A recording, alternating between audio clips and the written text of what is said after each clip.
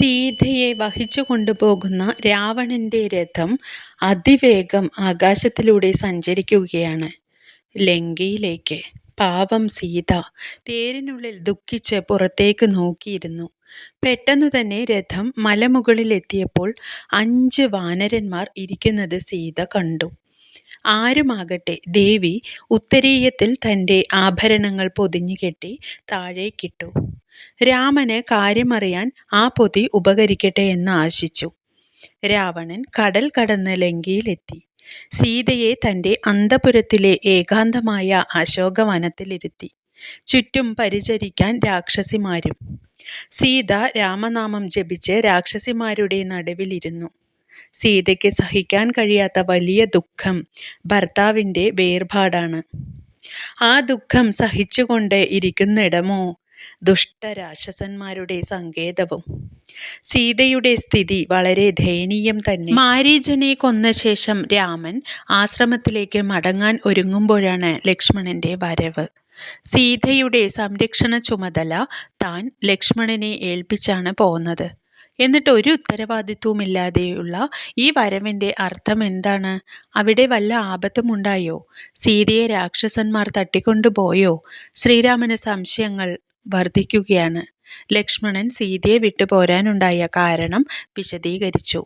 പക്ഷേ അതിൻ്റെ തെറ്റും ശരിയും കാണാനുള്ള മാനസികാവസ്ഥയിലല്ലായിരുന്നു രാമൻ്റേത്. ആശ്രമത്തിലെത്തിയപ്പോൾ സംശയങ്ങൾ സ്ഥിരപ്പെട്ടു.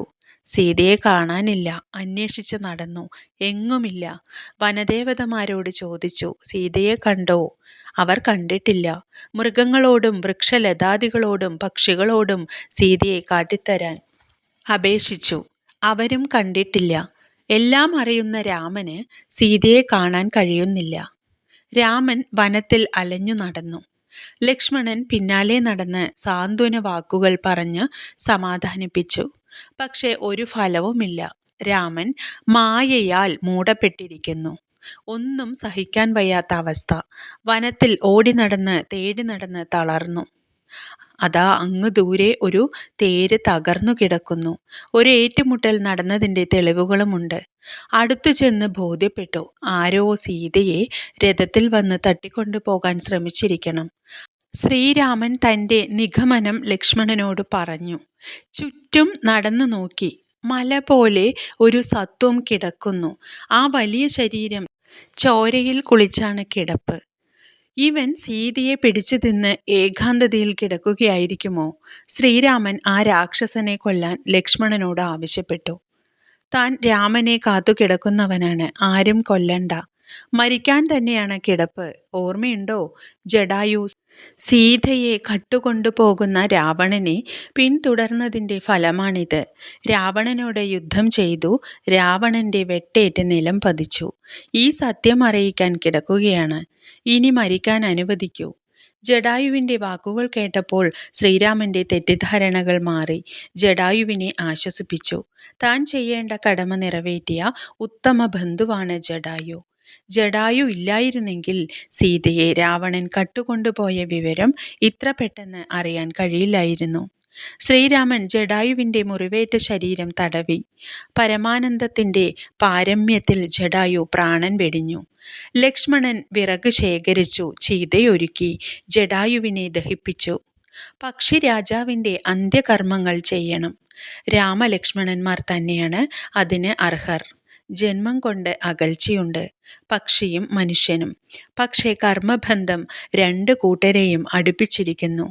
ഒരു മാനിനെ കൊന്ന് അതിൻ്റെ മാംസം ഒരു പുൽത്തകിടിയിൽ വിതറി.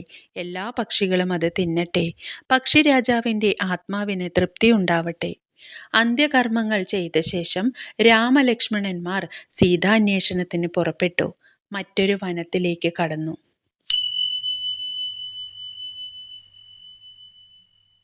രാമായണം സ്റ്റോറി ആദ്യം മുതൽ അവസാനം വരെ വളരെ വിശദമായിട്ട് ഞാൻ നേരത്തെ അപ്ലോഡ് ചെയ്തിട്ടുണ്ട്. നിങ്ങൾക്ക് കേൾക്കണമെന്നുണ്ടെങ്കിൽ അരലൈസ് വ്ലോഗ്സ് ഒന്ന് ഓപ്പൺ ചെയ്ത് നോക്കിക്കോളൂ.